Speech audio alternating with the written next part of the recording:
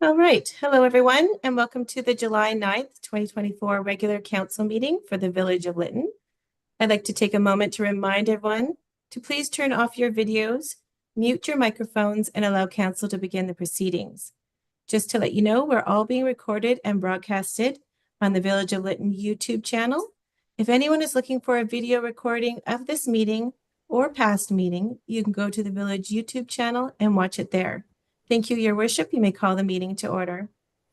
Thank you. So I call this regular Village of Lytton Council meeting of Tuesday, July 9th to order at 7:03. I want to begin by recognizing that the Village of Lytton is located on the unceded traditional ancestral territory of the Entlegatten people. This evening at the table, we have Councillor McCann, Councillor Michelle, Councillor Lightfoot, myself, Mayor O'Connor, along with Brian Baxter and Jim McDonald. We also have this evening, in accordance with our council procedure bylaw, we have Kathy Walters here as Deputy Corporate Officer.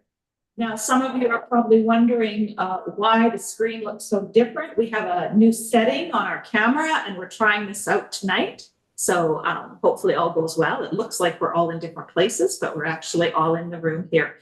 We also have Councillor Toss, thank you, joining us via Zoom. So we will move right on to adopting the agenda. But before we do that, I do want to let everyone know that we will be removing item number 9.1.1, the parking bylaw, from this meeting tonight. So can I have a motion to adopt the agenda as amended? Councillor Lightfoot, a seconder. I'll second. Thank you. Councillor McCann. All those in favor? Aye. Carried. Thank you. So we'll move on to adoption of the minutes of the June 25th meeting. Have been recommended motion here. Also move. Thank you. Seconder.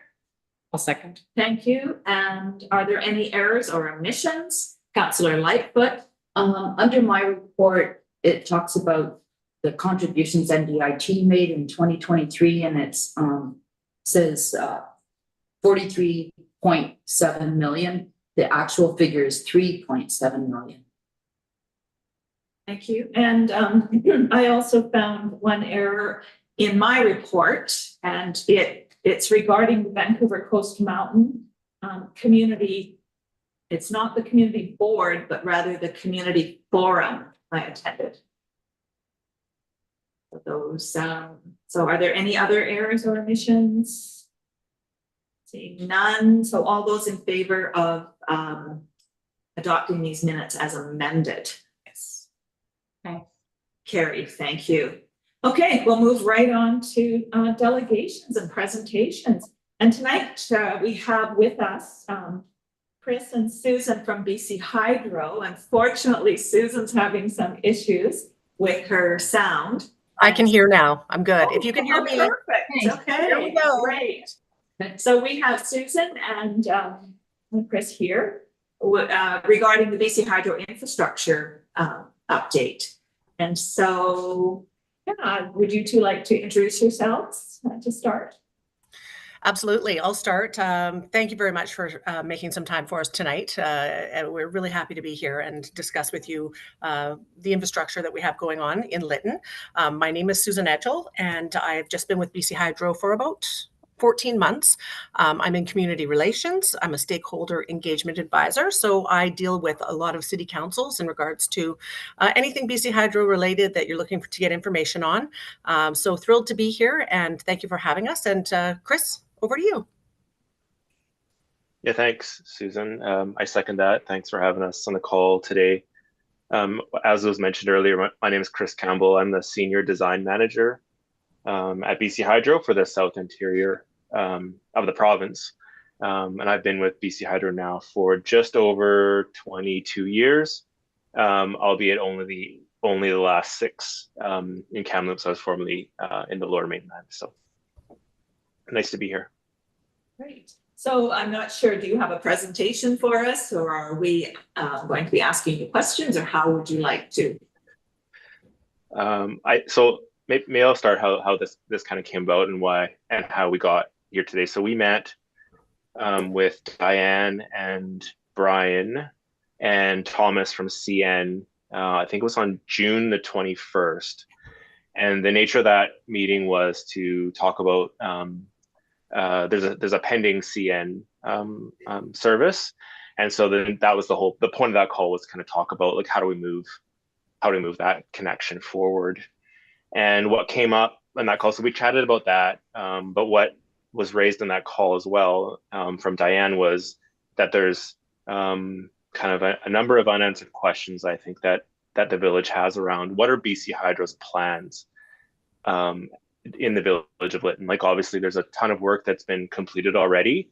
And there was probably like during the course of all that construction, there was probably, fairly regular updates provided. And we heard from Diane that, the village doesn't receive updates anymore. And so there's a lot of questions around, well, what's next for BC Hydro? What do we have planned? And so we thought, okay, well, let's just, see if we can get on the agenda at one of these calls, meetings, and really just like, we don't have a presentation really, like we just thought, let's answer some of these questions, right? If you want to know what our plans are, let's talk about that. And hopefully, kind of all get on the same page and all kind of moving forward with the same ideas. So that was kind of what we had hoped for today. Just we're here. Any questions you have, we're more than willing to answer them. And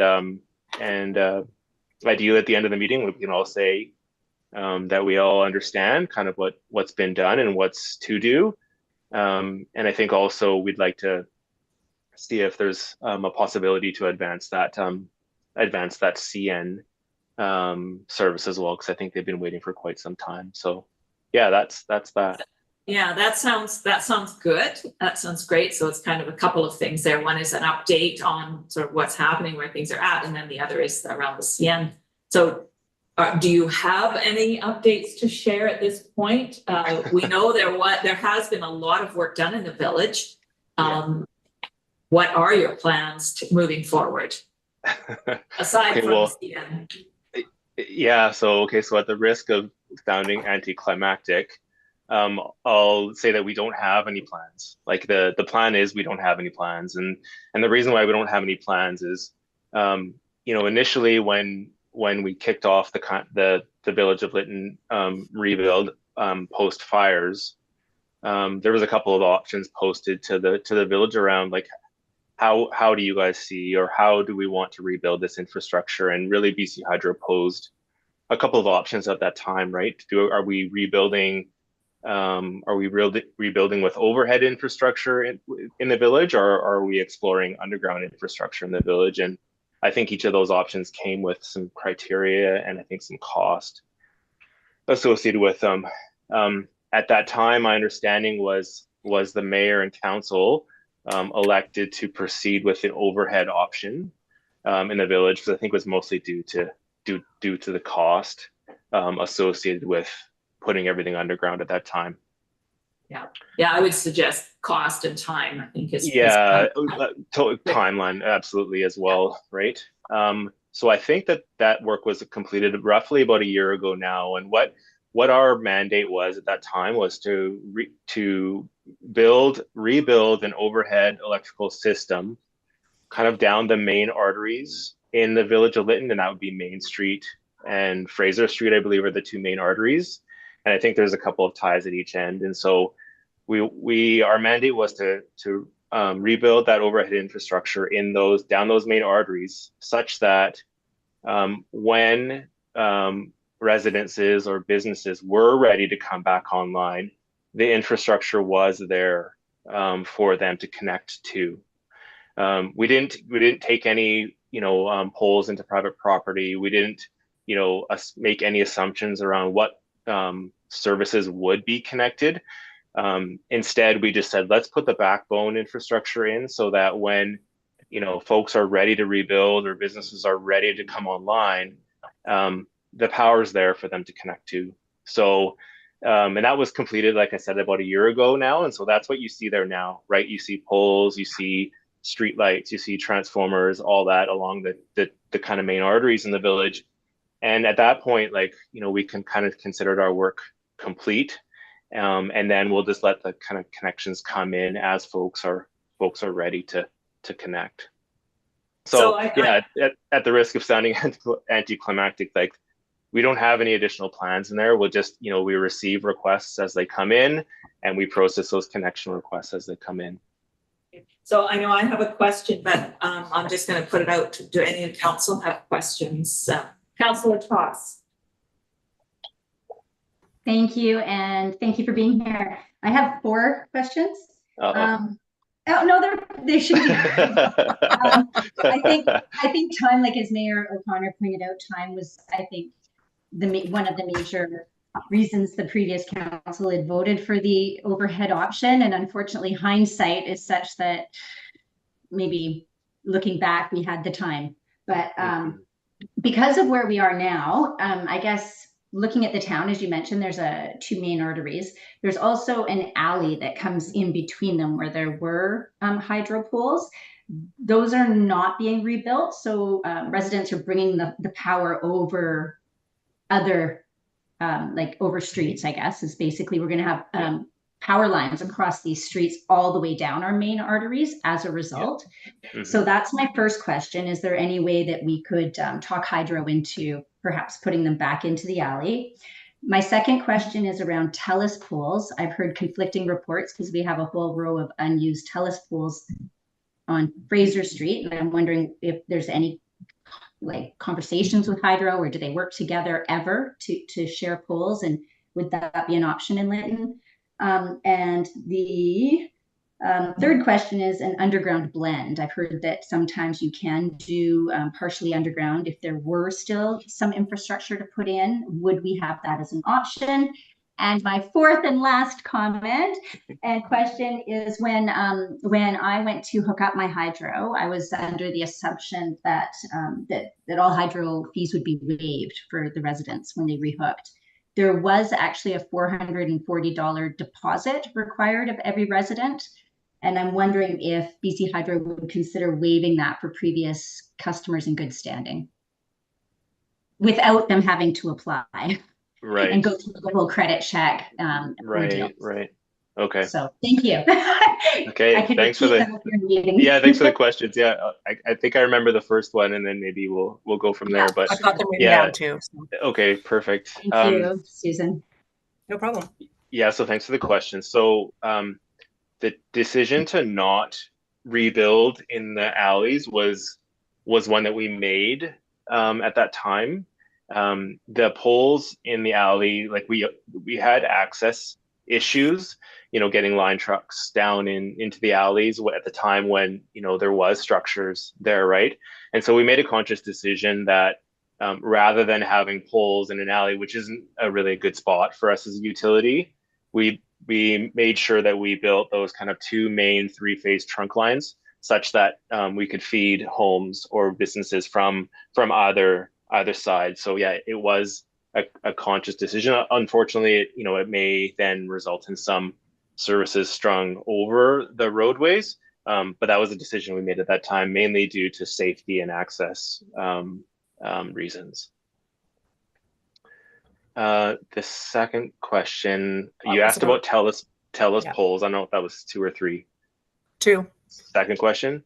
So yeah, I believe most of the poles that we've put in now are what we call joint poles, which is they're shared poles between BC Hydro and TELUS. That's not to say that the utilities can't, build their own pole lines, but we make every attempt to share poles whenever possible, thus to limit the amount of infrastructure, right? If there's a reason why TELUS needs to extend on their own for something, then by all means they do that. But we make every attempt to share those poles. I don't know if those are new TELUS poles you're speaking of, or if those are kind of leftover TELUS poles. But yeah, we do look to share those poles whenever possible. So I guess the third question about the underground blend kind of ties in with the alley on Fraser Street, because that's where I was going with that, or for the CN ask. Right. Yeah, so for any servicing requests that come in from now looking forward, those can absolutely, like we can absolutely explore underground options for those. I will say though, because an underground option is kind of considered above and beyond what was there originally, then there would be cost associated with that. Not to mention timing, and not to mention a bunch of procured civil resources resourcing and that sort of thing. So it's not that we can't do it, but it'll probably come with a cost and a timeline associated with them.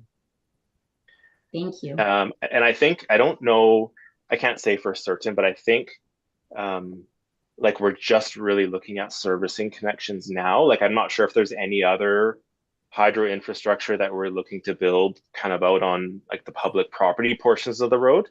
Because I think we tried to take care of most of that in the rebuild, such that now we're just kind of looking at connecting, like advancing into private property and connecting lots, like when there are structures ready to connect.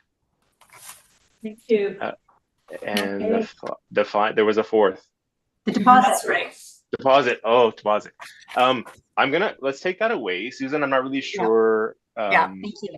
Yeah. why deposit was charged, because that was my understanding as well. Councillor Thoss was that the connection charges were to be waived as long as it was as long as what was being asked for wasn't considered like above and beyond what was there originally. So I didn't think that there was supposed to be any connection charges, and I'm not sure why you would have been charged a deposit either. I don't know if that means that was refundable. Obviously not.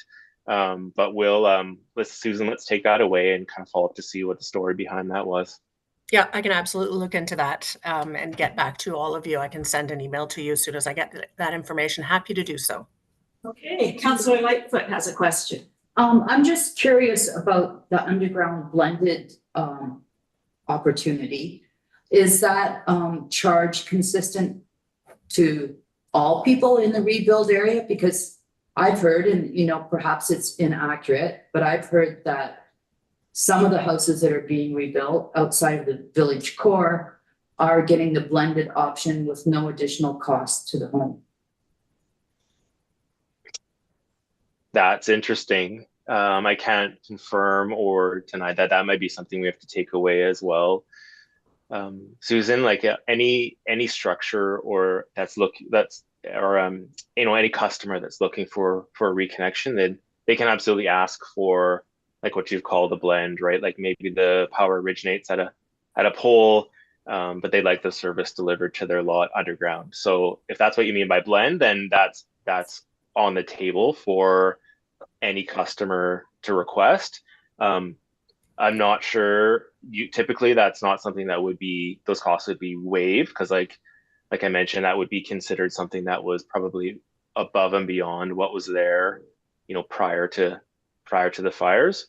But if there's examples or addresses or whatnot that you can provide that can kind of refine our search, we can definitely look into that and understand the details of that request and kind of what the cost mechanisms that we applied were. Okay, thank you. Councillor McCann. I have a couple questions. One is about the main lines are there, but what about other streets like Alonzo Way and like the West Lane and places, right, Old Trans-Canada Highway? So there aren't only 2 streets in Lytton, believe it or not, there's 4. So I'm just wondering that surely those would be considered, like there are homes being built in those places and they're going to want to hook up. And so I'm really hoping Hydro doesn't consider themselves done. That is part of the infrastructure as far as I can see. Right. No, yeah, you're right. If there's homes being constructed or businesses being constructed and they're being constructed on lots where we haven't made provisions for a connection. Like I mentioned, we built on Main and Fraser. I think with the thought that that would, take care of the vast majority of connections, or we could get to most lots by kind of coming from either one of those streets. But if we've overlooked that and there's, stranded lots or stranded streets where we don't have infrastructure and we can't get there from what we've already built, then we would definitely have to look at building, a similar, pole line or whatever it may be to provide service to those lots. I thought that was something that was looked at by the design team, but it's possible that it could be overlooked, and we definitely didn't want to, have any lots kind of stranded. Thank you. Councillor McCann. That was going to be my question as well. I was wondering about Old Trans-Canada Highway West Lane.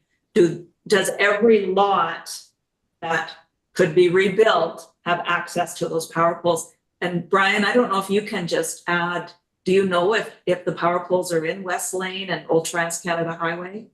BC Hydro is scheduled to install 1 or 2 poles in West Lane. That's already in the books. Okay. Old Trans-Canada Highway, I believe they're doing a combination with TELUS, but I'm not 100% clear on that. The relationship between TELUS and BC Hydro and the poles is very cloudy. So we definitely have homes that are going to be rebuilt on Old Trans-Canada Highway. They're in the works right now. They need power. So Okay. Sorry, Councillor McCann, another question today. Yeah. My next question is, I'm sure that you did a fabulous job planning this all out, and you did it before there was any building happening. So is there any chance that a pole can get moved when it's in exactly the wrong spot? Like, I can think of at least 2 poles in this community that I'd love to just get the heck right out of there because they're in a really bad spot. And, clearly the person putting it there didn't realize that this was going to become a problem for somebody else. But I know of at least 2 that personally I'd love to see somewhere else. What is the process for doing that? Yeah, I still start by saying I think the logic that the design team applied, at least on Main and Fraser, was to kind of place those power poles in and around the locations of where they previously existed. That's not to say that, we hit the mark on all those, and that's not to say that, those poles were in a great spot to begin with. But I think that's kind of what we went to say, let's try to situate these poles on property lines as much as possible. Let's minimize the amount of poles as much as possible. But you're right, that's not to say that, they're all in an ideal spot. Again, Susan, if that's something we want to take away, like if there's ones that you want us to look at more closely, like I guess it depends on, what's the concern of is it a safety concern? Does it prohibit, turning at an intersection or something like that? Like there's different reasons, right? But all I can speak to is the logic that went behind the locations of them. But you're probably right. Like some are probably not in an ideal spot, and we can look at those. Appreciate that, because one is like right exactly in the middle of the backyard here, and we're trying to make it into a park, and that means our park would have a hydro pole exactly in the middle of the park.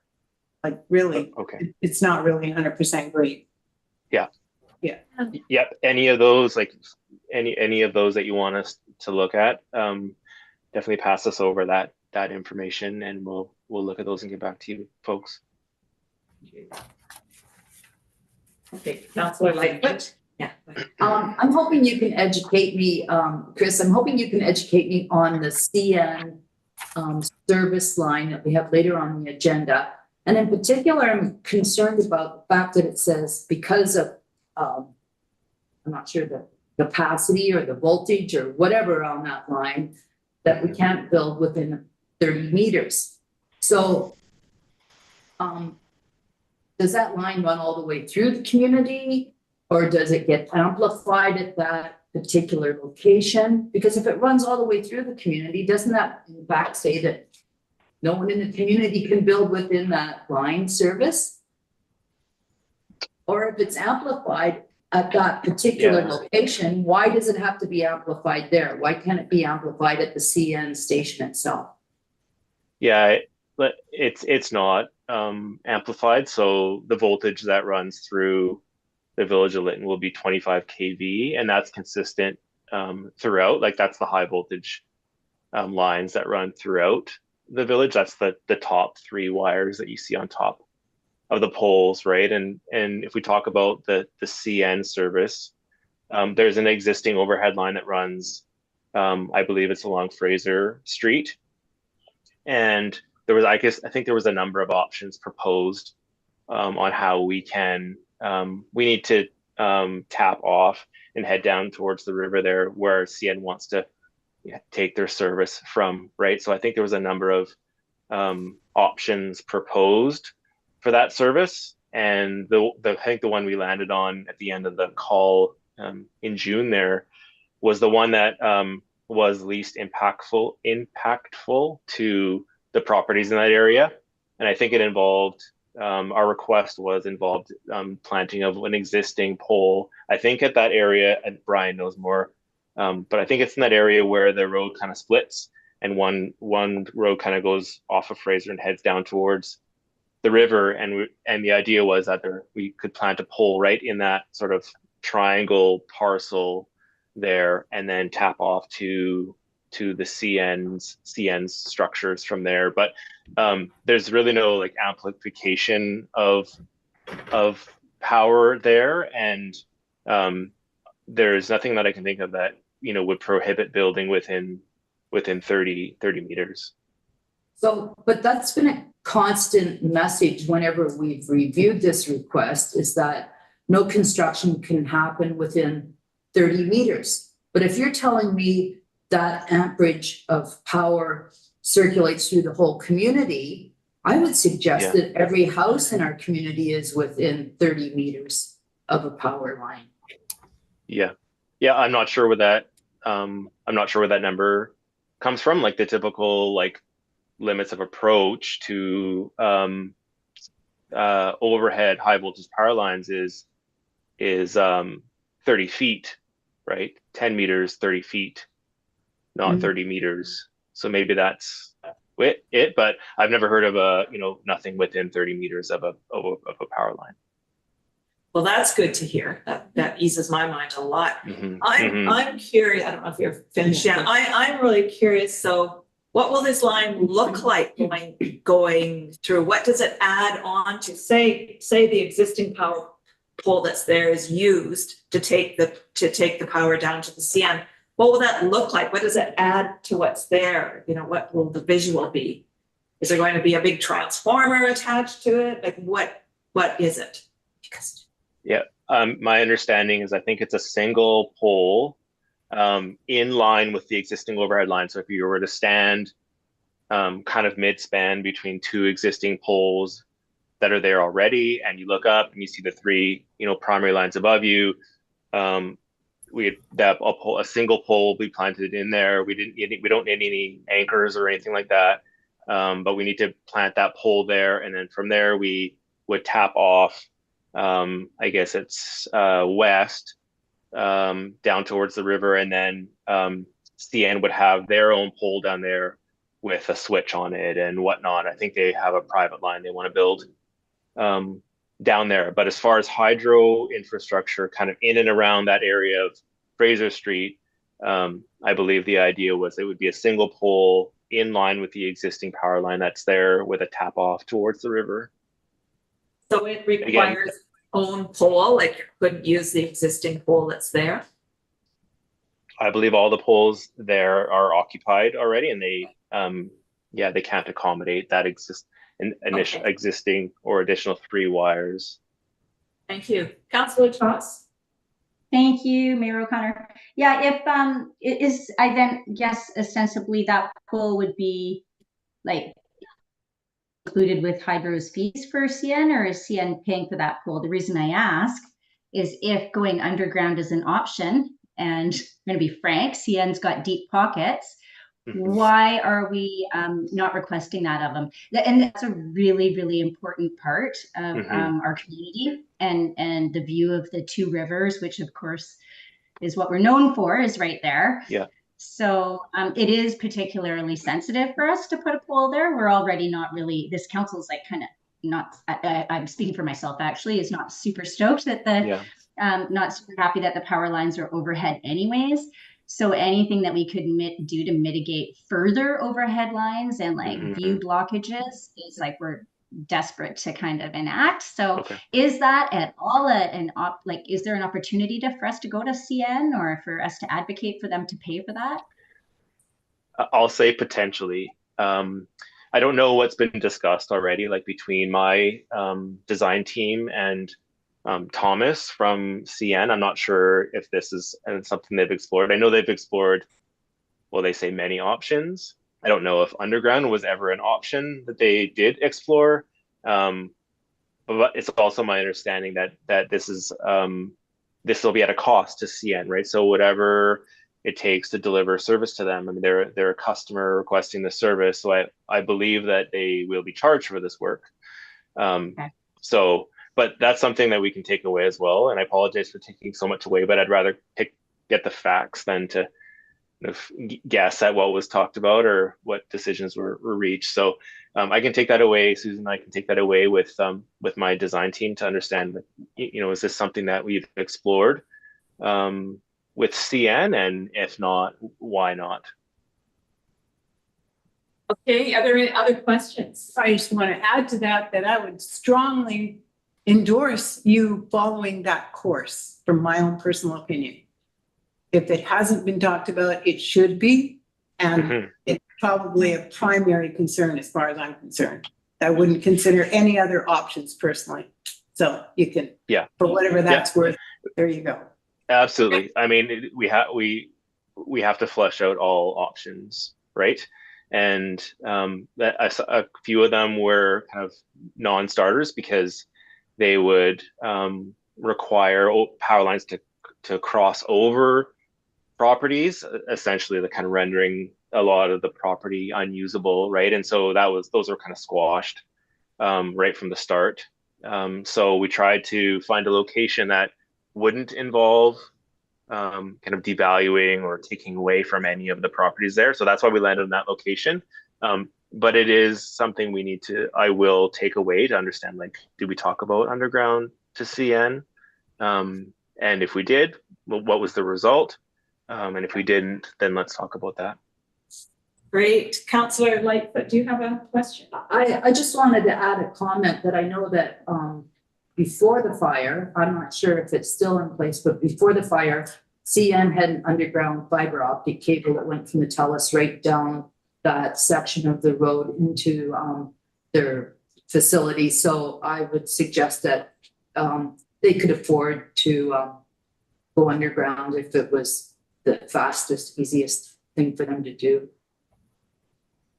Okay, if there are no other questions, I would like to thank you, both you and Susan, for being here, Chris. I think we asked some tough questions, but that's okay. That's our job here, right? And we're not doing it just to be cause problems. We recognize that CN needs power. We do recognize that, and we want to find the best option for the village as well. I think that's really, really important. So, thank you very much. We look forward to hearing back the questions that you're taking away. Yeah, I will, with each question that each councillor asks that I'm taking away, I'm happy to reach out via email with what I learn, and we can correspond that way. I find that to be a little faster and a little more effective than waiting for the next council meeting. And Chris, of course, will take away the question of underground options for CN, and we can be in touch with you as we go along here. And we just want to say thank you very much for allowing us to come into your meeting tonight and have this meeting. I know it's been overdue. I know you've been anxious to ask some of these questions. So glad we've broken the ground, so to speak, on that front, and we look forward to being in touch with you. Great. Thank you so much. All right. Very Take care. Thanks for having us. Bye-bye. Bye-bye. Okay, we will move on to item number 7 on the agenda, public comment. And I'm going to turn it back over to Lisa Storoshenko. Thank you, Your Worship. So members of the public are now invited to comment on matters related to the agenda. If you would like to speak, please use the raise hand function on Zoom. You can find that by clicking on reactions at the bottom of your screen and then clicking raise hand. When it's your turn, I'll read your name and you'll be asked to unmute yourself. You'll get a pop-up on your screen asking you to unmute, and you'll have 2 minutes to speak. Speakers are asked to please state and spell your name, say your address, and the agenda item number that you're speaking to. So would anyone like to speak? Please use the raise hand function now. I see Peggy would like to speak. But I Peggy. don't see Yep, there you are, Peggy. yeah, so am I okay? Yes, you are, yeah. Oh, because I didn't see the hand function. No problem. Yes, I would just like to speak about the proposal for the hub, which is a way to get things back into our community. I always have to think that we are rebuilding a community. We're not building a new community. And so therefore, the people that are coming back first are those with the heart that they've opened into that community. And I think we need to think of everybody around the community within 30 to 40 miles who comes to Lytton and uses it, and why do they come? I don't know whether we can put a questionnaire about that so that each jurisdiction gets 10 questionnaires and people would fill it out. But anyway, these are comments I hear. I miss coming to town to see people and to chat. It was so nice to walk in the evening and meet people and chat and enjoy ice cream cones maybe. And it's because we had a little town that you could walk everywhere in, and we could communicate with one another, and we all knew each other. Now, I see in big cities, they're trying to call diversification, putting little town squares in, you might say, so there's places for people to meet. Well, this is exactly what we have. And so it bothers me to see too many items, projects under one roof. In fact, I wonder what the firemen are thinking, because unless there's a perfect storm like there was 3 years ago, you have a building that there may be a fire inside of. If everything is in that one building, more gets damaged. So is it better to keep that village feeling and have space in between things so that we have personality? Each group that is looking after a certain area would have an opportunity to put their personality on it. And that variety of things is what gives our village vitality. And that's what we seem to have. So let's see what we can do about it. Thank you, Peggy. Peggy, may I just ask, I forgot to ask you what your address was. Oh, my goodness. Okay, Suite 302, 33385, Marshall Road, Abbotsford. Thank you. Did you have another comment? Yes, I do. My time is running out. It is.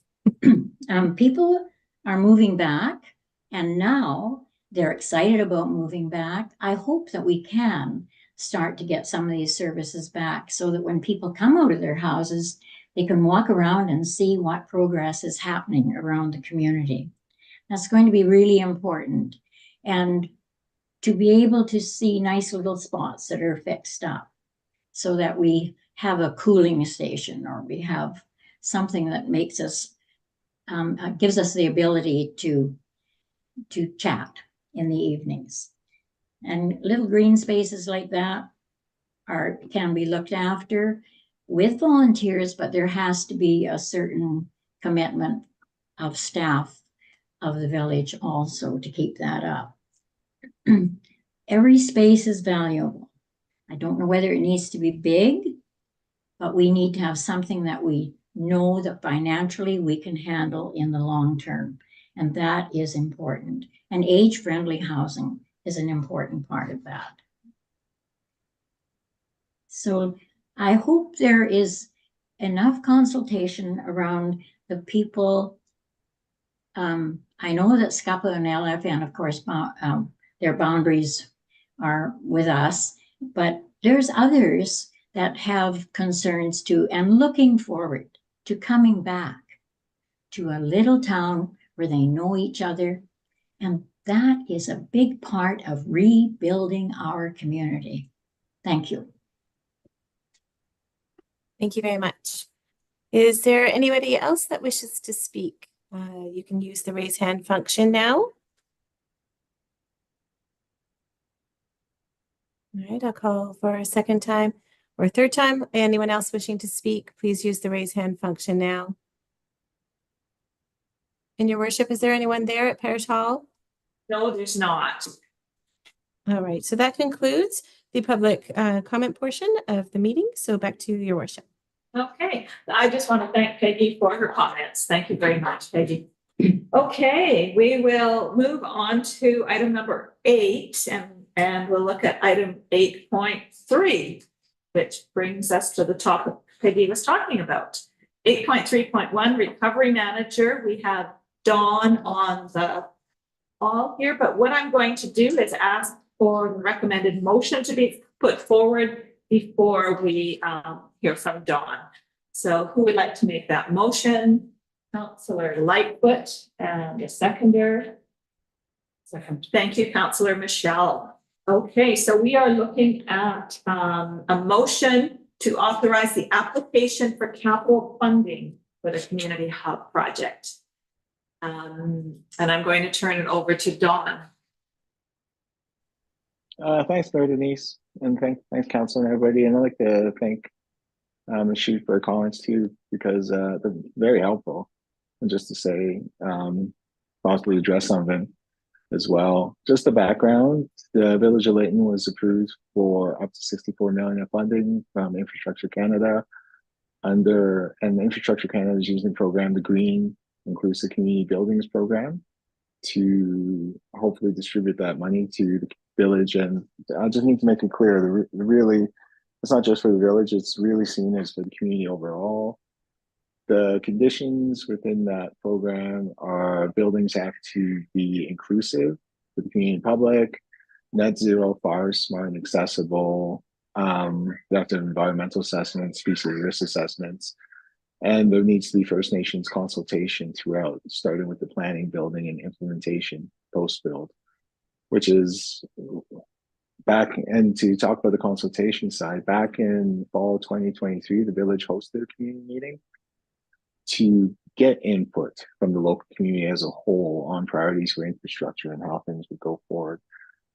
Based on that, from September 2023, there were a number of folks that responded. I think that was presented publicly to council back in January, February this year. But in January 2024, we went to council with the idea of taking those inputs and priorities and putting them together into a single community hub. From February 2024, we met with a number of community groups, because the way we've done the consultation so far is we started with community individuals, like members of the community. Then we moved to community groups, as well as local First Nations and such, just to get the overall input. From those consultations, we did a bit of a functional programming that led to RFPs for an architecture firm to provide conceptual drawings, which the village ended up going with Stantec, as well as for quantity surveyors, which the village ended up going with BTY. The conceptual drawings were then reshared again through community meetings, as well as the local First Nations and various other groups informally. Stantec has now completed the initial conceptual drawings, and we have a Class D estimate going forward for about 25 million. Okay, Thank you. thank you, Don. Thank you, Don. So I just have a couple of questions here. So in the report, in background, it says the Village of Lytton has been approved for 64 million. Should that be committed? They've committed 64 million? Because we really haven't, they haven't said, here's the money at all to us. That's a very good comment, very valid, Mary Denise. And yeah, it should be committed 64 million. That's a better way of saying it. Thank you, because the purpose of this motion, in my understanding, if I have this right, is to put forward an application for them to then approve some money, the money. Exactly. The village still has to apply and be qualified to projects have to be qualified to receive that funding. Yeah. Okay, and then my other comment is around the consultation. And I just want to clarify that consultation, the way it is defined is very, very different depending on who people are. But a lot of this work in this consultation was staff doing it. I want to clarify with people out there that it wasn't, council didn't necessarily do this consultation, but it was needed and done in order to support the application that hopefully, or we're voting on today. So I just wanted to double check on that. And then I did have a question about University of Northern British Columbia. And I thought, is that an error? Should it be Thompson Rivers University, which is our regional, or maybe not? Could you explain that one to me? Sure. And since it's two comments or questions, first is yes, it was staff that did the consultation. That's how it's normally done. It's normally not done by council, right? Usually staff leads it up and bring it all together and then present to council, right? With council's input and sharing. UNBC we reached out to. So UNBC actually has an archaeology program that's related to First Nations buildings and whatnot, where I believe it's in Lillooet and a couple other places. They've worked with the local high schools to rebuild a pit house, right? Those high school students were given credit as part of the UNBC program. As well, UNBC was the research center did the initial Farmers Market BC interviews. I believe they interviewed Lytton about 6 years ago. It wasn't part of this most recent one, but we've been researching that just to get a better idea, because that was part of the functional program, farmers markets, as well as inclusion of the greater community as a whole, as you know, not just right now, but future for high school and just looking forward. Okay, thank you for clarifying that. Are there any other questions from council? Councillor Toss. Thank you, Mayor O'Connor, and thank you, Mr. Don. That was a lot of work I know that went into this and putting it together. I'm tempted not to support this because I have such serious concerns about the being able to support such a large project with such a small community. However, I'm put at ease by the fact that it will be a community asset and that we're not actually required to build that building that's put in front of us in the concept plan. So it goes to design, and I'm also comforted that that we're very much at the beginning of the consultation process, so that it's not coming down from the abyss, and it is indeed coming from the community, to echo Peggy Schute's comments. So another sort of concern or sort of, I think, aspect going forward with this project is that we're not going to be able to do it alone. So I'm hoping that with staff and through the next steps that we really reach out for partnerships, not only consultation. Like sincere partnerships with everybody, all our surrounding communities. in fact, like a task force even set up to bring in other communities to help plan this. Because like I say, I have real concerns around the operations of it, but I know we're not stuck with this plan. So I will be voting in favor, but with trepidation. Thank you. Are there any other comments or questions regarding this? Okay, so all in favor of this motion? Carried. Thank you. All right, we'll move on to item number. Let's see, we are on to item number 8.4, which is Director of Development, and we have there she is. Yeah. Good evening, Your Worship and Council. Just give me a moment.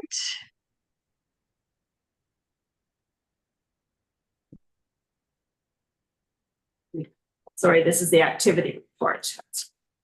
That is correct. I'm going to share it. Look at that.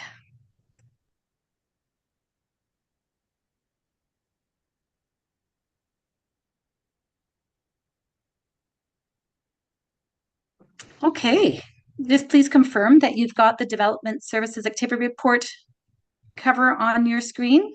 Yes, we can see it clearly. Wonderful. Thank you very much. As per every month, we like to provide a little bit of activity of what occurred in the last month, especially in the development sector of Lytton.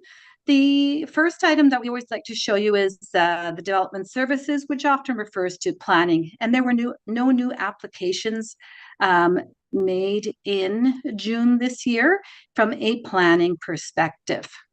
However, we did see quite an increase in inquiries. You may have noticed that I itemized that in the report that you've received, just because there was a lot more kind of planning questions in terms of land consolidations and such. And that is a really great thing to see. I've amended my report or my tables a little bit just to give you a highlight of what's happened in the last 2 months. So in June, we saw 2 building permits that were issued, including the long-awaited mixed-use commercial building on Main Street. Inspections continue much in the same pace as they did in May, as did building inquiries. So there were 10 inspections done to date. The exciting thing is 3 homes received occupancy. That means they're ready to be moved into. So that's very, very exciting because not only do we have building happening in Lytton, we also have people being able to move into their homes. This is overall, it's part of the report that we provide as well. And it shows that there are several building permits that are in the inquiry stage, 3 of them. And the other things that I think are most significant on this page is that there were the 3 final occupancies. And that concludes my comments. Thank you, Berta. Do you have any questions? Yeah, do we have any questions here? I have a question.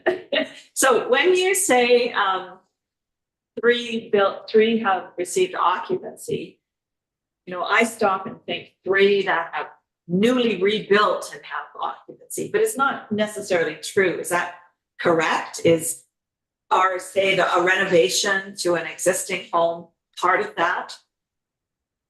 Or do we know? Thank you, Your Worship. Yes, you're right.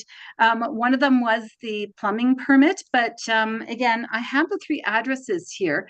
And my understanding is, let me just go back to my notes. Where are they laying here ready to go? That some of them were in fact SFD or single family dwellings that were under construction. So for instance, we've got 273 5th Street, which was a single family construction. We've got 85 Fraser, and again, I'm sure you know these addresses much better than I do because you're there on a daily basis. That's also single family construction. And then 87 Main was also single family construction. At least that's how the data was provided to me. So essentially, if they were renovations, it'd be a renovation permit. They should be quoted that way. All right, thank you for clearing that up because I've been confused about this. I know, for example, the school's outdoor classroom received a building permit, but that's not a rebuild, that's a new build. But anyways, thank you very much. Are there any other questions, Councillor Toss? Thank you, Mayor O'Connor. Over the last week when I was in Lytton, I spoke at the 3-year anniversary of the fire with several people and also builders in town. And there's still a lot of concern around the additional red tape and in applying for building permits and the length of time and bringing back the geotechnical engineers, which didn't seem to happen before. I understand that we have a new building code in BC, but even that notwithstanding. So like when I'm looking at these lists and I see like 459 Alonzo compliance with zoning bylaws, I believe there was a triplex there before. So are we working with that proponent to try and bring that back, or are we discouraging them and telling them they can't do it? Because I'm really nervous that we're turning people away. The zoning compliance at 244, Chief Spitlam, the development department needs more information from the designer. And this is what I'm hearing from the developers, is that there's more information needed than they've ever had been subjected to before. The ATCO trailer placement from one part of Lytton to the other required a building permit. And that's our trailer on our property that clearly is not of any, I don't know. It doesn't appear to be in a damaging place, or really worthy of a permit. So I'm wondering if we're overdoing the red tape and what we can do to even further expedite this for people. Mayor and Council, that is a very multifaceted question with many different parts to it. I can address a few of them, and that's why I did actually highlight that I'm quite excited that more is coming through to planning. Our objective is always, how can we work with people to see if there's another way to move forward? We are dealing with two different segments in the development team. One is planning. We tend to be a little bit, now, how do I put this more comfortably? We work in a world of gray. So it's different shades of gray. It's not a black and white world. Whereas with the building permits department, we're dealing with black and white. Does it meet the building bylaw or does it not meet the building bylaw? Is the geotech in and has the appropriate schedules for a building permit, or does it not? So that's why I wanted to highlight that we really have some inquiries coming now that are coming through to the planning department, because then we can work.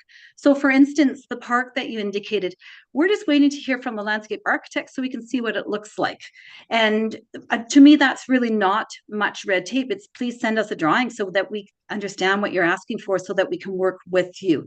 And that's really our intent, is always to work with people. And my understanding that has not come through yet to us. And it was directly asked by Jack from the landscape architect, is my understanding.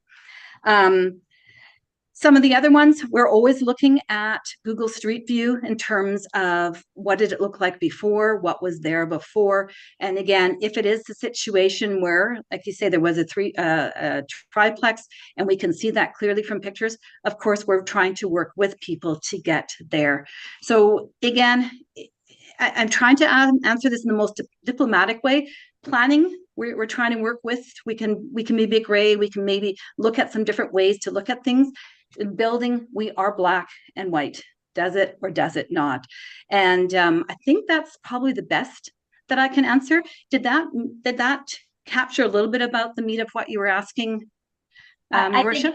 I think that I think I get the gist of it. And I think it comes down to, I guess, then council changing those rules if we're going to want to expedite things. It doesn't, like if those are ingrained in our bylaws or our requirements, like the landscape architecture for Spitlam Park. Well, I'm sorry to interrupt. That is not a requirement. It was the landscape architect that made the inquiry to us, and all we wanted to do is see the drawings. We have not seen any drawings yet. And so from our perspective, that's a really simple ask. Show me what you want to do. Explain to me what you want to do. And so my understanding, and again, I'm sorry, this is through another person, but my understanding is they just said, hey, you've got drawings? Great, send them our way. We want to understand what you want to do so that we can start looking at it, pulling it apart and seeing how it can work. It's much like the work that we've done internally on some of the bigger capital projects as well. Is just, okay, now how can we turn this? How can we make it work? How do we define it? Because of course are starting to understand my world is very much definitions and how does it work within the uses so that we can make it work and be best for the village to get what the village needs or the villagers. Thank you, Bertie. All right, are there any other questions regarding this? So we would like to put a motion forward to receive this report for information. Also move. Thank you. Seconder? Seconded, Toss. Thank you. All those in favor? And carried. Okay, we'll move on to item number 4.2, which is the OCP permit area. Report number 4 already. And this is you as well, Berta, is that correct? This is me as well, and I'm scrambling to close one and open another here. Again, as I like to do is I like to provide a PowerPoint presentation and just walk you through my words. So let's get that one up on the screen here. Oh, this time I have a share button. Okay, and if you could please be so kind again, oops, as soon as it's launched here, just to confirm that you have the cover page up and everything's ready to go. Yeah. Thank you. I see a nod from Councillor Toss. Again, Geertje de Clue with part of the Lytton team. So tonight I'm presenting the 4th out of 5 reports to roll out the development permit areas. On the screen, you can see a summary of where we are today, with today being the 4th report. We've done 6 so far. In our plan and in terms of moving forward, we are at number 4, which is the draft comprehensive DP and TUP permit areas and map. This is the 5th report that lays out the foundation for comprehensive development permit and temporary use permits. The first draft of the proposed replacement text for the development permit and the TUPs is found in attachment 1 of this report. You'll see it's a fairly simple page with a lot of graphics that you are slowly becoming aware of or familiar with. But before we go there, let's just remember the next piece that we are. The development permit areas are part of the official community plan, which influences policy and regulation, the regulation framework. Just have to move you guys over here. Specifically, we're working within the guidelines, which provide context on how action is taken. This evening, we're going to consider comprehensive development permits and temporary use permits and look at objectives as well, overview the guidelines. I know you're very familiar with temporary use permits since we've brought a few to you and you've had the opportunity to review them and approve them. Your original OCP had 3 different areas and different types of temporary use permits, which was found in part 6 of that official community plan.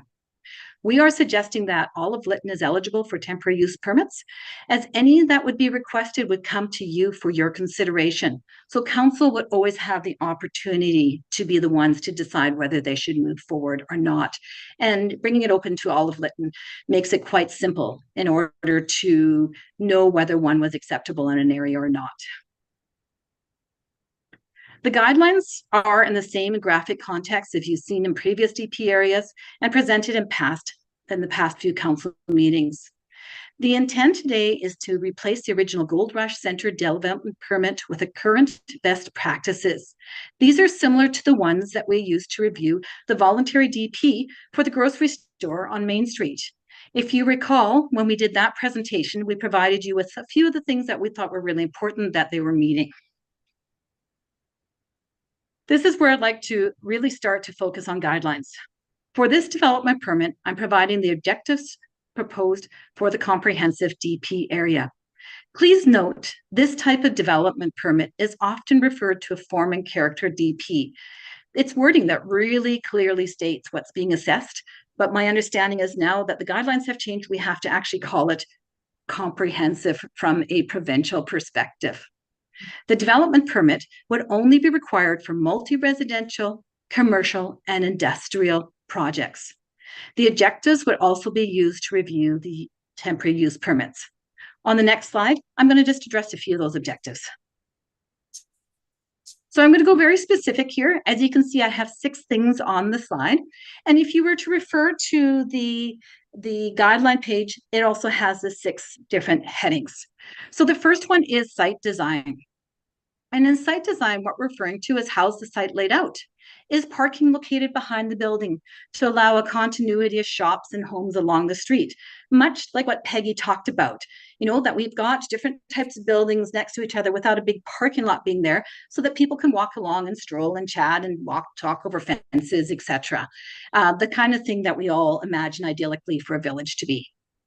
Targets is another thing we have on that page. And I really wanted to emphasize that because it refers to ideas or ideals met with good design, such as one of them that's noted there is a beautiful and sustainable community.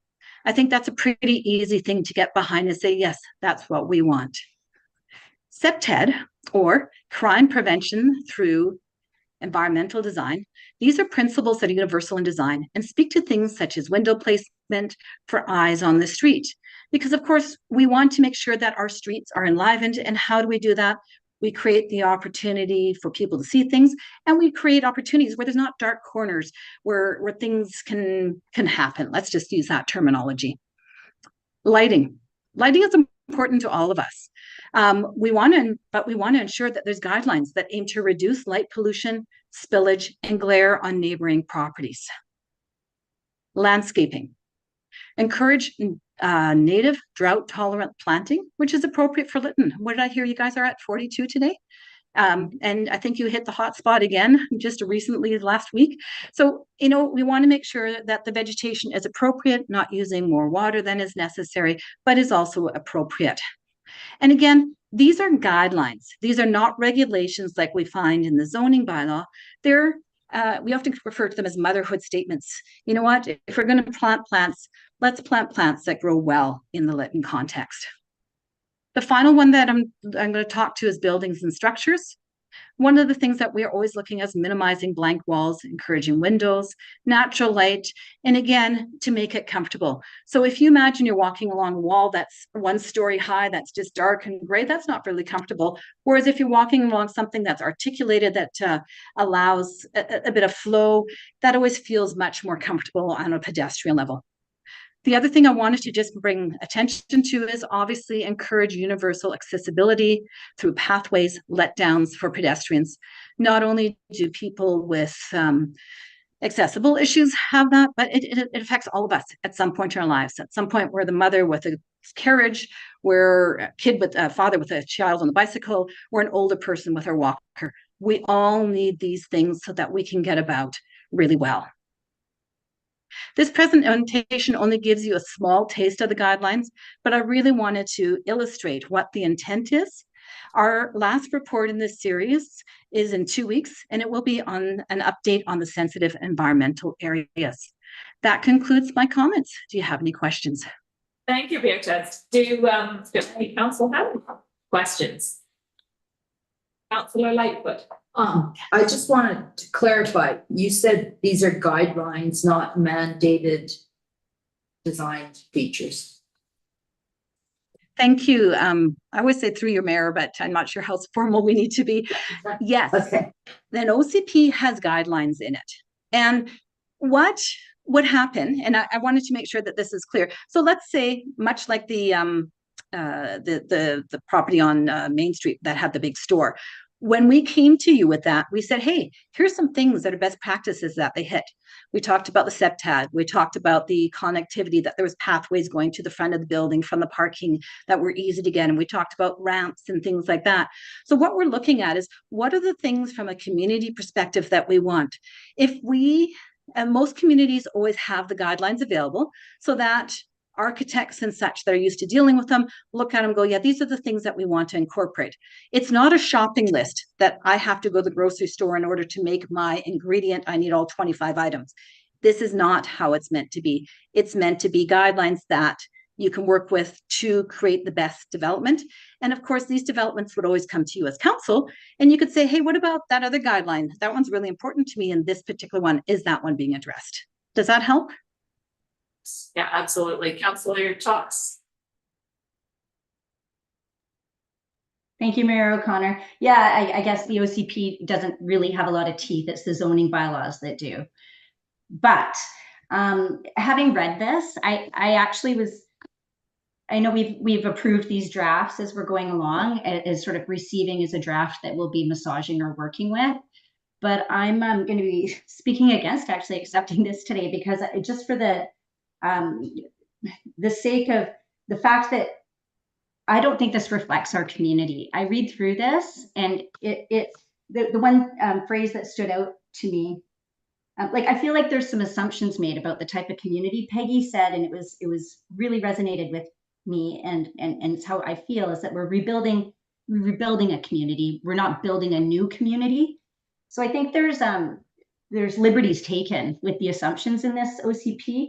For example, on page 29 of 62 of our agenda, it says redevelopment pressures and higher expectations for design quality create the need to give comprehensive consideration to site layout, building form and character, and landscaping as the community rebuilds. But where are these higher pressures coming from? Where are these design quality pressures coming from? It feels like from the department, like the development department, not from our community. Our community just wants to get back, and they don't really want to hear about, like, parking. We have to screen, like, the objective, it's not zoning, but we're asked to screen our parking areas and service areas. Our lots are so small, and the alley's right there.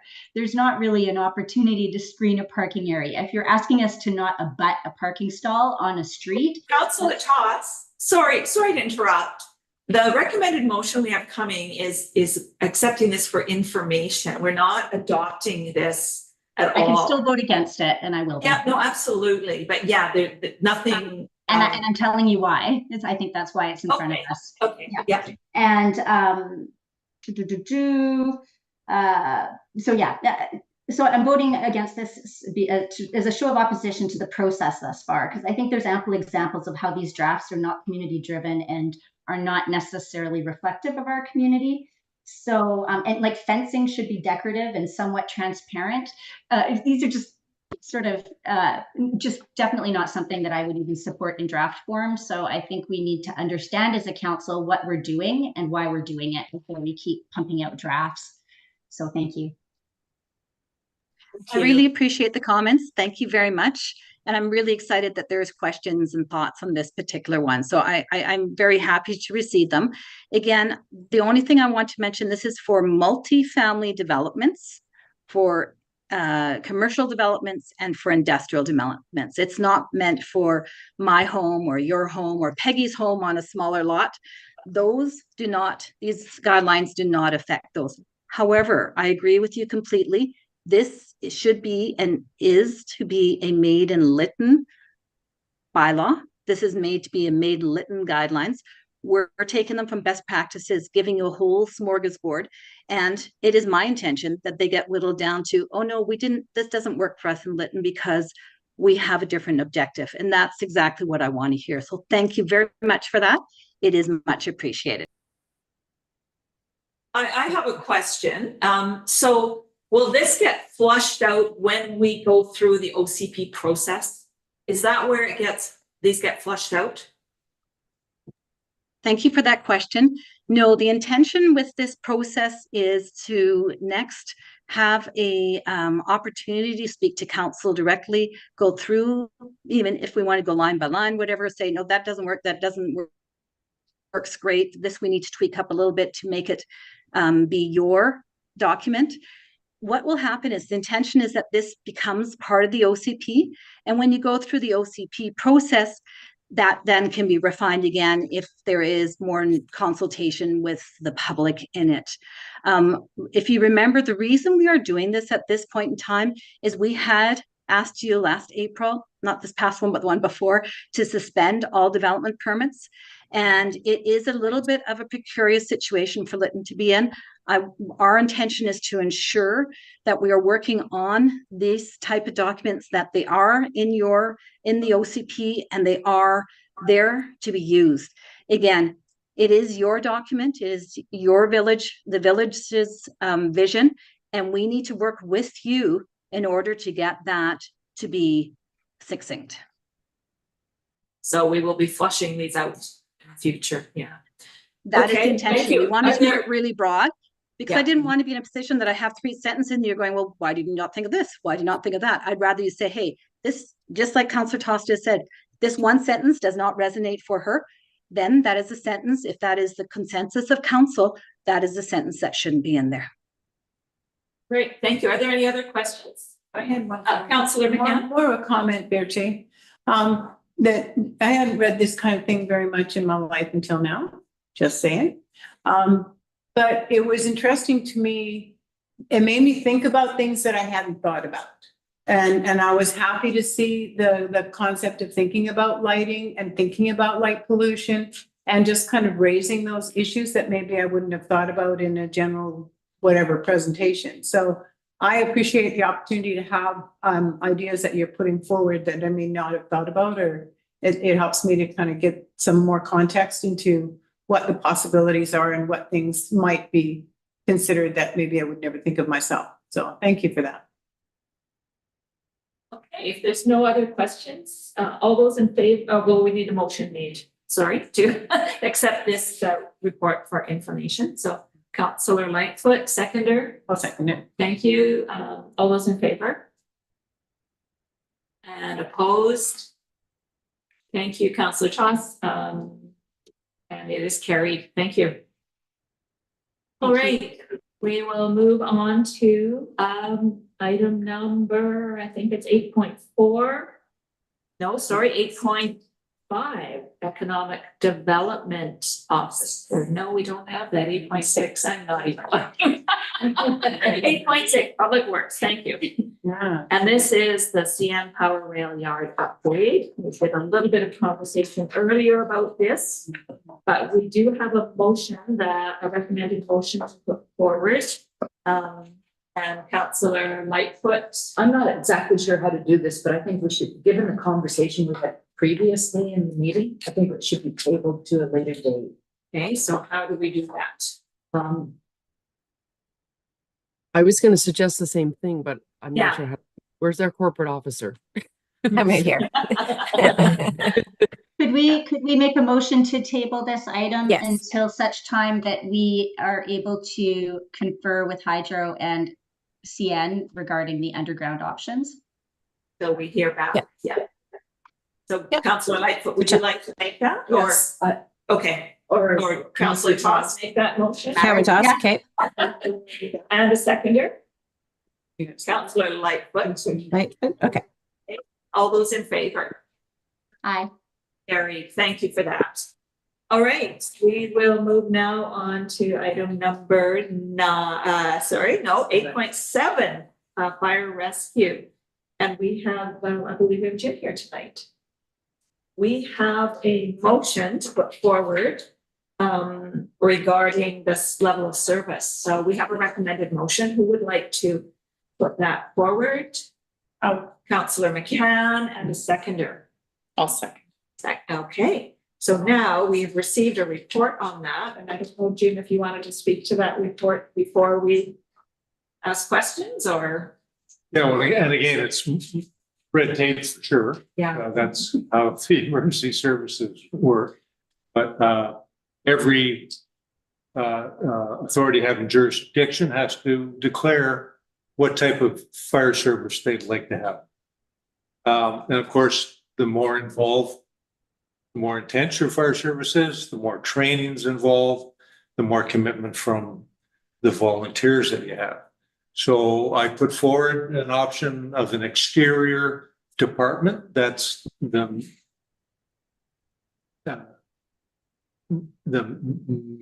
minimum level of service.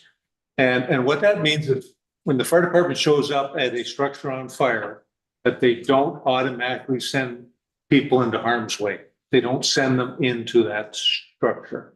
They're ill-equipped and ill-trained to do that at this point in time. You can change your level of service as time goes on. You can add things to it. Like, for example, you already have a rescue component. That's outside of that exterior level of service. Very clear that's what you're trying to do. You also have a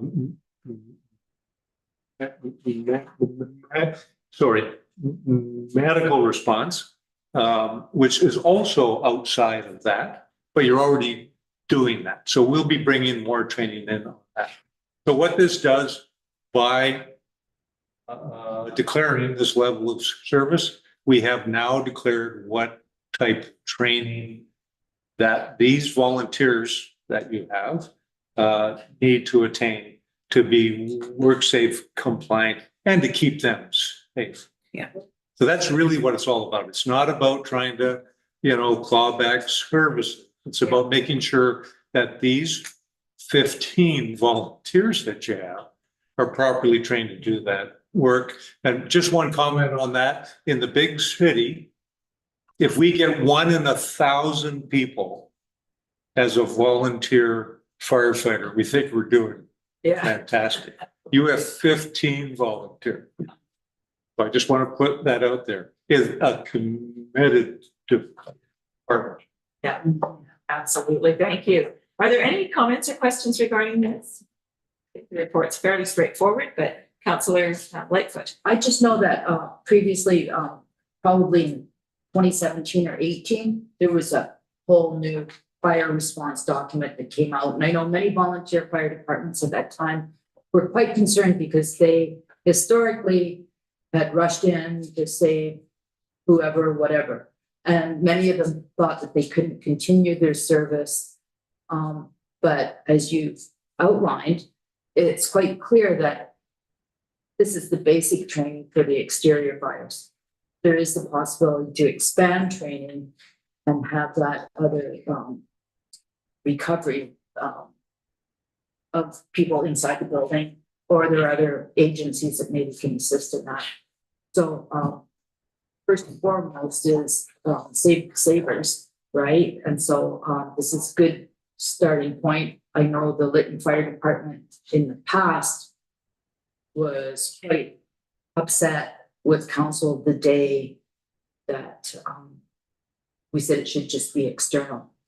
But again, it comes down to regulations and governing bodies, so we have to work within the confines of those regulations.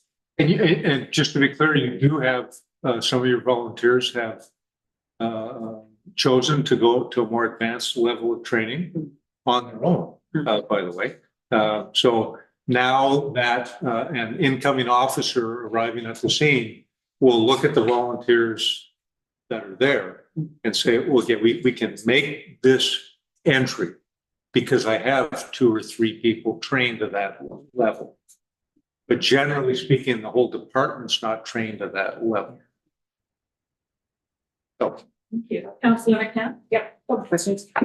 So number one, are we offering this training to our volunteers? Which The basic level and Exterior. Yeah, they have to Yeah. obtain it.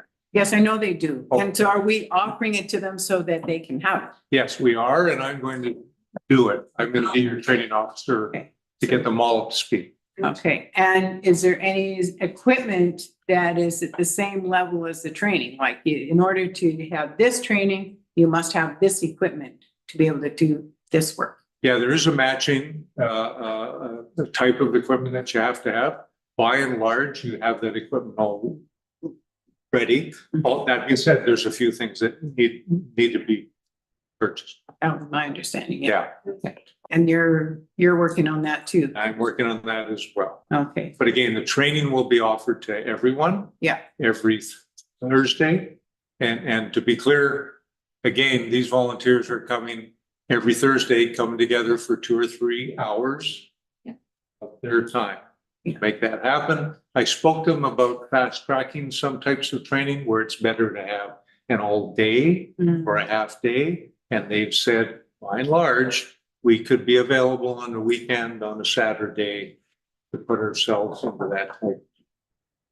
Sounds like they are committed. That's wonderful to I hear. believe that they are. Yeah, great. Good. Are there any other comments or questions? No.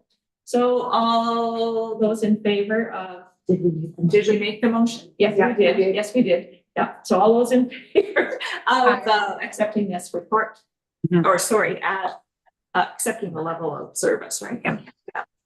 So those in favor and carried. Good. All right, so we'll move on to item number 9, but we removed item number 9.1 from the agenda. So we're on to correspondence.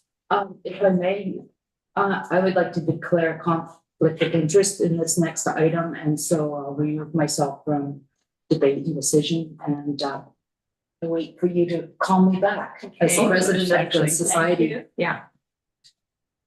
The two of us have to go.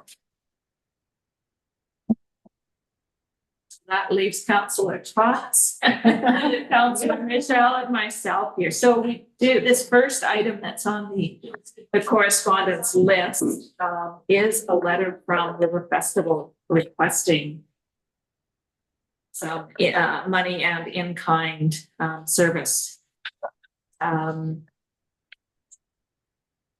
Looking at this, they are requesting a cash commitment of $1,000, and I do believe that in the past the village used to provide $1,000. I think that's where that came from, and then some in-kind support, closing streets, cleaning up, use of the parish hall, some using photocopier and such at the office, and I again.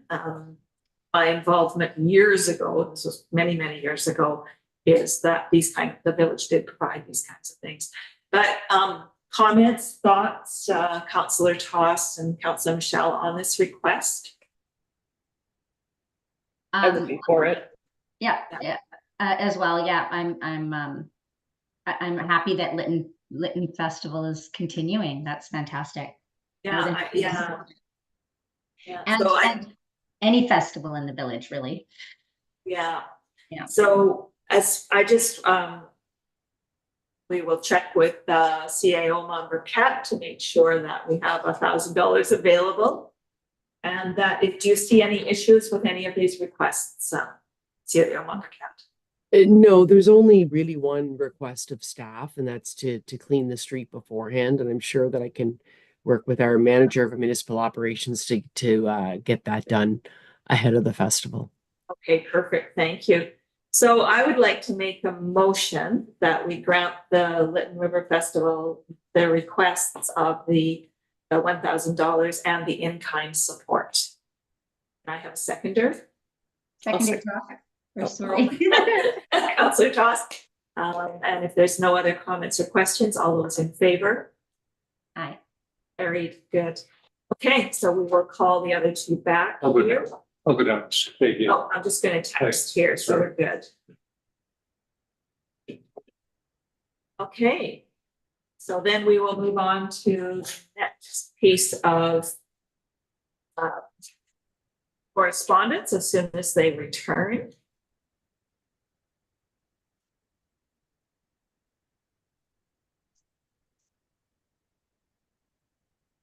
They went outside.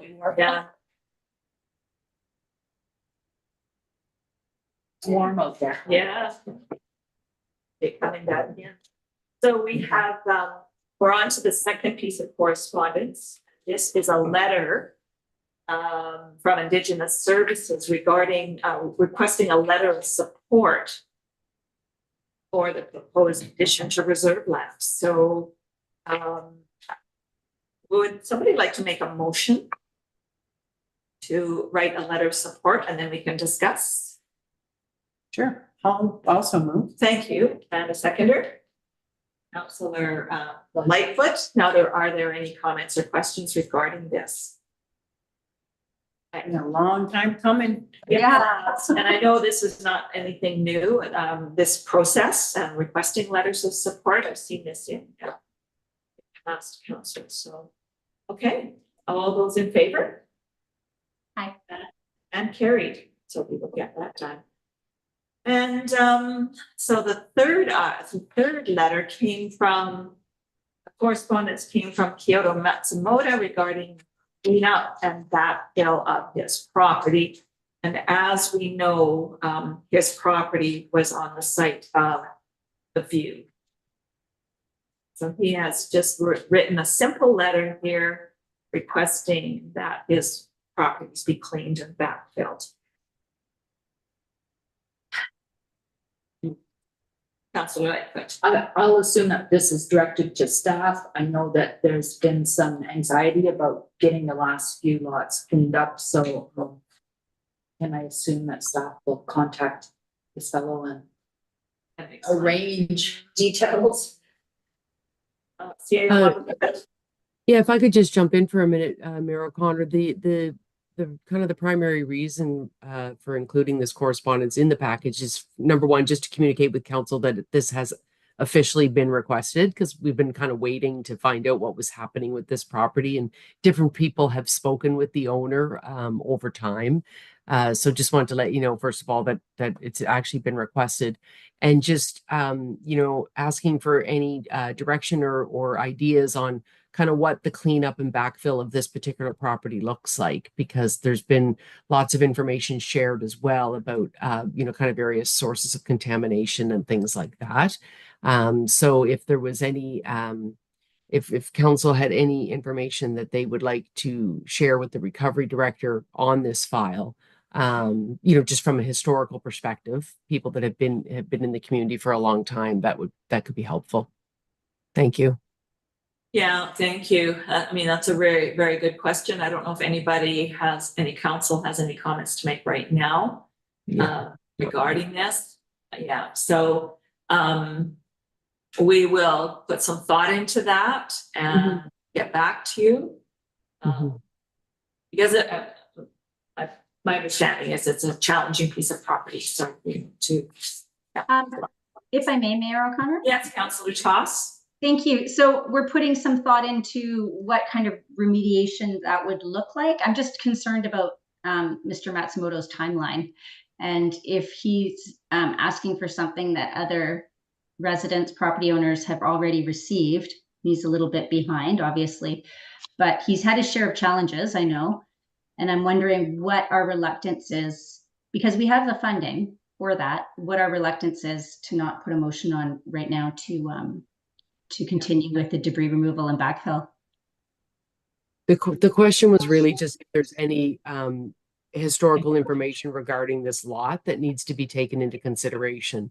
Most of the properties that we've dealt with to this point, we know it was it was a single family dwelling there before, and that's that's what the remediation was focused on, the kind of debris, I'm not sure what the right word is, that would be left behind by a single family dwelling.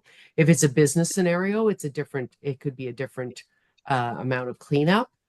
I'm not sure structurally how we're going to deal with this property because of the way that the property is located. The structure, the walls are still in place. Do they remain? There's just a lot of questions about it, but the conversations have started. They've been going on for a while with this property owner between the recovery director and himself, and also with the former recovery manager that was in town, had discussions with this property owner. And I appreciate your comment about the timeline, but I don't think we've actually been requested to do anything at this point. So I don't think they haven't been waiting on an action item on it. I was thinking, just as you're speaking, CAO member Kat, that if we could figure out what, say, the most expensive property in town was, that was industrial and perhaps a little bit contaminated, and say, okay, Mr. Matsumoto, you can have your remediation to this amount because of the time and the complexities of his site. And then we could give him sort of that autonomy to move forward. I'm just spitballing, but that's a good suggestion. Yeah. I'm not sure, but I just hate to see it go stagnant. If you're waiting for our input, it seems more like a staff expertise. Yeah. So there's a couple of pieces there. I think, you're looking for some historical information. Yeah, as well as maybe you could look into that. Well, because he was a new property owner.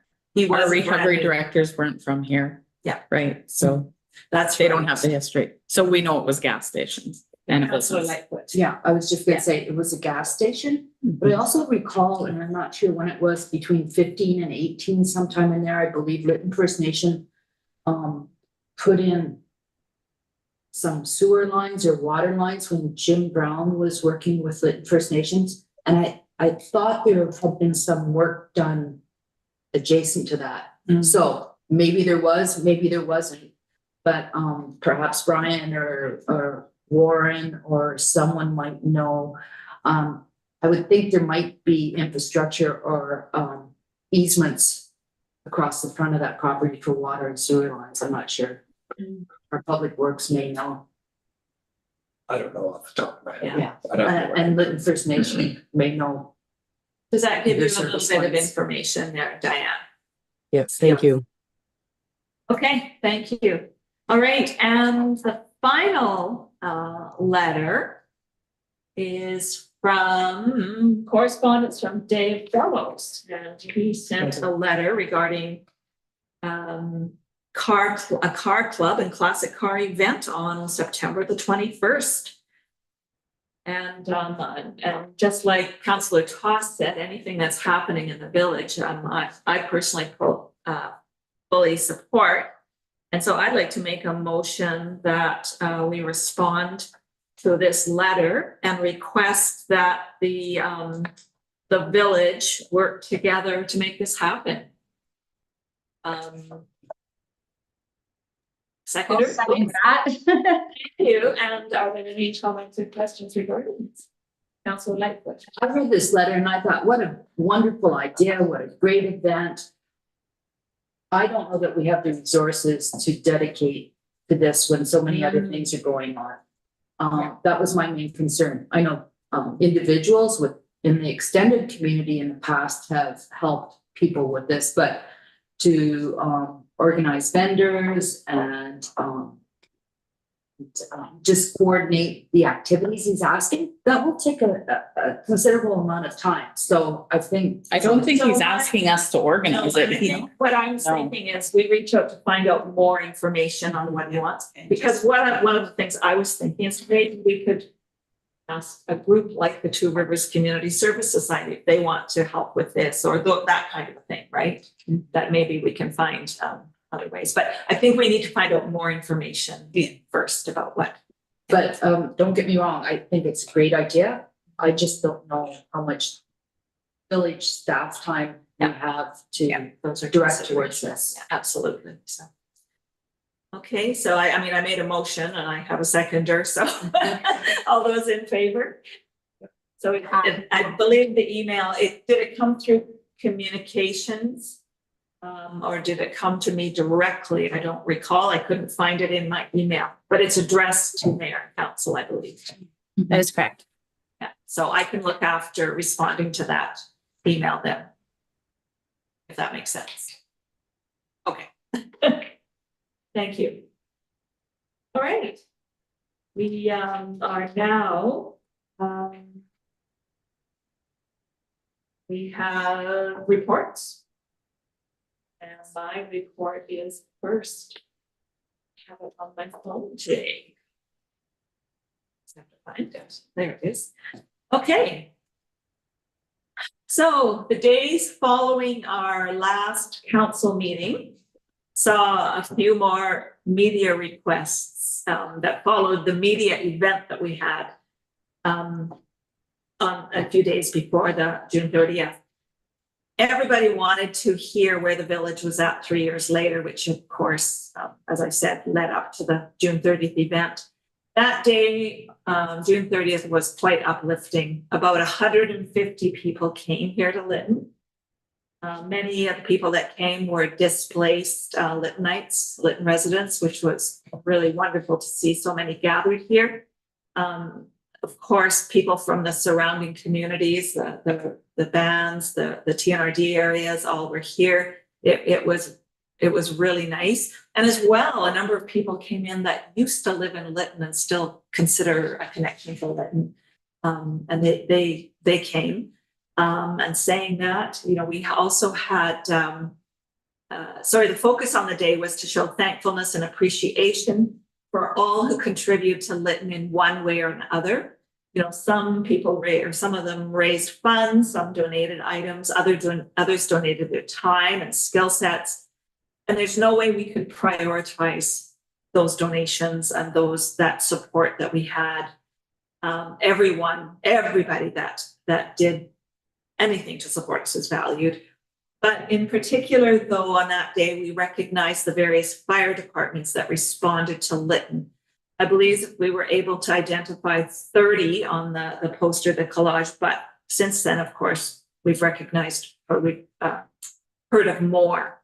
It was incredibly heartwarming to see those that showed up in their uniform. I think of North Bend, Boston Bar, Fire Department.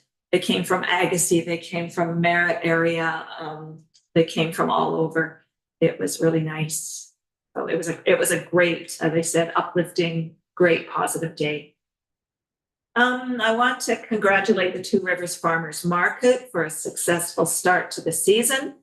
The items that are for sale, fruit, veggies, baking, and more are certainly appreciated by everybody around the area. A potluck lunch was held here at the Parish Hall on Canada Day after coffee. It was just a great opportunity to gather and share a meal. It was so nice to see not only people from the village here, but so many that live in the regional district and other communities as well. On Monday morning this week, I attended a Lytton health planning table meeting. IHA has some change in staff, and this was the first health planning table meeting in over a year. So yeah, it's been a while. But at that meeting, I did hear loud and clear that the medical center will be rebuilt in the village. Of course, they didn't give a timeline, but at least I'm hearing it more than once, which is good news. So that is my report, and I'll move on to Councillor Thomas. Thank you, Mayor O'Connor. Not a lot to report since our last meeting on the 25th. Attended the 3-year anniversary, and I'm very grateful to the council members that are in the Lytton area full-time for carrying the weight of that and stacking chairs and doing so much of that work. So thank you. And it was a great event. And thank you to everybody from the surrounding communities that came in and spent the day in Lytton. And the beautiful barbecue put on by Arlene and team. And I alluded to this around just hearing a lot from residents around the concerns around building, and I think the concerns still around archaeology. So working on that behind the scenes. Next chamber meeting, June 26th, and that is, sorry, the last chamber meeting was on June 26th. We're meeting this Thursday with the ECDAB group that's been hired by the village. So that's the next steps. And they are also, like the museum, on an enrollment campaign. So please join the chamber. That's my report. Thank you. Thank you. Councillor McCann? I wrote a book. Good. So anyway, I did kind of get tricky, but I will try and keep it to the point. So Mayor O'Connor didn't mention that on June 27th, we joined MLA Taggart briefly for a little check-in, and then we all walked up to this CPKC water train station near Lytton and got to see the water spray come out. And it was a cold, wet, and dreary day, very much different from today. Like, if it had been today, it would have been awesome. We could have all got sprayed by that thing. So anyway, that was really interesting. On the 30th, I also attended and helped to put together the community gathering, acknowledging the firefighters and others for their support. On the 1st, I attended the coffee and potluck lunch. On the 7th of July, the Mennonite Disaster Relief Home dedication to celebrate the completion of Patsy Gessie and Owen Collins' home build. On the 8th, I attended coffee with the mayor again, and I had the opportunity to interview with a researcher from the University of Calgary who's running around Lytton talking to all manner of people doing her research for her PhD. It's really quite interesting, some of the questions that you get asked and the things people do. Now, my comments here are regarding the water train. It was explained that this unit is to assist with fire suppression on CPKC rail infrastructure and equipment. And because it requires a locomotive to move it in place, and it requires a dedicated team to run it, it is not suitable for initial response to fires. I think this may have been proven in the case in the last 2 weeks. Nonetheless, The CPKC crew works with the BC Wildfire Fire Service on fires accessible from the CPKC rails. Another topic, I was touched by the attendance at the June 30th event. As another community member stated, it was truly a gathering of all of the community. And I'd like to thank my fellow council members for taking on this project and our village staff for the key roles that they played in helping bring all the pieces together. The collages, if you ever get a chance to see them, and if you come here, you will, I think will have a place of honor in whatever place is designated our village office for now and forever.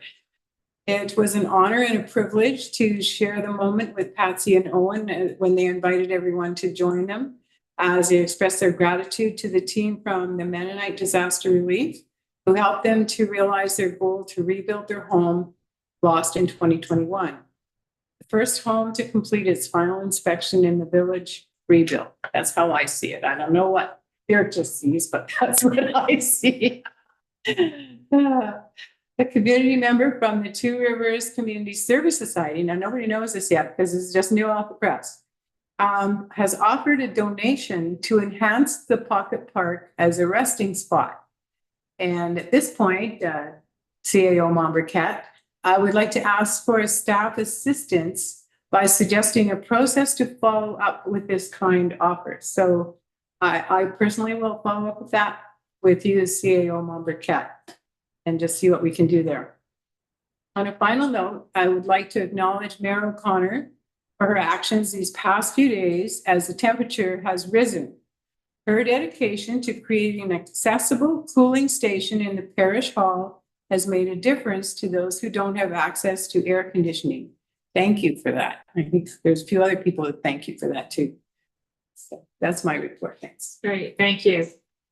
All right, Councillor Michelle.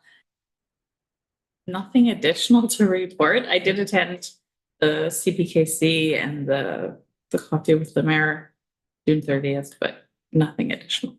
Thank you, Councillor Lightfoot. I'm somewhat like Councillor Michelle in that most of it has been spoken about, but I want to add a few comments. So the June 30th event was really good, and you know, I did see some comments about, well, it's nothing to celebrate, and I don't know that we were celebrating the event, we were celebrating the community spirit, and that really surfaced that day. Many people just enjoyed being together and having a relaxed afternoon with good food and few jokes and whatever else. I also attended the potluck lunch on Canada Day here in the hall. We had a magnificent cake that we were able to share with Forestry, I think, and a few other people in the community. It was huge. Patsy and Owen's house dedication. It was amazing. It came, I think they said they started April the 8th and they had their dedication last week. So in less than 3 months, they built this house. The Mennonite Disaster Group is an amazing group. I think Owen and Patsy's contribution towards the design will result in, I don't think it's been verified, but rumor has it is their step code 5. They're net zero ready. And I have to say that day it was like 38 degrees outside and there were 30 of us in that somewhat small house. It's a good sized house. And it was cool. It was so comfortable and cool. If any of you know where their house is, it's surrounded by gravel and no shade in sight. And it was just a testament to what good construction can do as far as energy costs go. I didn't meet with Jackie Taggart, but I didn't go up to see the rail response. And I'm glad that Councilor McCann clarified that it is hours before it can maybe respond. Which brings me to a Facebook post that I saw just a couple of days ago on July the 7th. Cooksbury Indian Band Chief Christine Walkham did a press release in regards to the 5 fires within 23 kilometers over it was 70 days in her community. 4 of them on CP, whatever, Z, and 1 on CN. And while she was thankful that the BC Forest Service had quick response, there seems to be some expectation on the rail lines that there are local people available, and that's just not the reality in our communities. So I would like to suggest that we perhaps put her letter on our agenda and either write in support of her statement or actually make a statement of our own. I know previously grinding used to happen throughout the whole summer, and we really advocated long and hard to get them to quit grinding between June and September. That was only 7 years ago. I think given with the climate change and the prediction of extremely dry climate, that there needs to be more protocols on the rail line. For instance, last night it was 30 degrees. Today it's 42 degrees in the daytime, going down to 26 tonight, with winds projected to gust between 30 and 50 km over the next 24 hours. These are conditions that could be considered extreme. I know historically in the past, the bush used to get shut down when it was really dry. Loggers had to take time off. I think we need to be really strong in our advocating for more sensible protocols in extreme weather conditions with rail lines. Thank you. Okay, that does bring us to the end of the meeting. I would like to add one thing that I forgot to say, and that is on July the 15th. So on Monday, we're going to be having a community meeting here in the hall. Lunch provided at 12 o'clock. So we hope people will show up in person. And we're going to be providing information on the various projects that the village is working on. And so we're going to have lunch at 12 and then presentations at 1 o'clock. So we look forward to lots of people showing up for that. And sorry, Your Worship, Yes. I just wanted to go back. Sorry, I was just reviewing the notes here. For Mr. Kyoto's letter, can I at least get a motion to receive it? Because there was some confusion there on what we were doing. Good point. Thank you very much. So moved. Councillor Lightfoot moves, seconder. I'll second. Thank you. All those in favor? And carried. Wonderful. Thank you. Thank you for that. All right, so that ends the open meeting now, and we're going to be moving into closed meeting. So thank you everyone for attending, and I will turn it back over to CEO Storchenko. So just a couple of things. There is actually a few items, the closed meeting, there's some items that were released. And then also we need a motion to move to closed. So we do have 2 items that were released from the previous closed meeting. One is that council approve a contract with Gloria Adario as capital projects accountant for an average of 20 hours a week until December 31st, 2024. And the second item, that council receive and approve James McDonald's fire and rescue application. You're one of the 15, are you? That's great. So those are items to be released. And we do need a motion to move into closed session. So we have the recommended motion written here. Who would like to put that forward? Councillor Lightfoot and a seconder. Sure. Thank you, Councillor McCann. All those in favor? Carried. So now I will turn it over to Storchenko. Sorry. Thank you, Your Worship. So that concludes the public portion of the regular council meeting for July 9th, 2024. We ask that the public and staff please remove yourself from the meeting as we go into the closed session. Thank you for attending this evening and have a wonderful night. I invite council to take a short recess while I reset the meeting to close.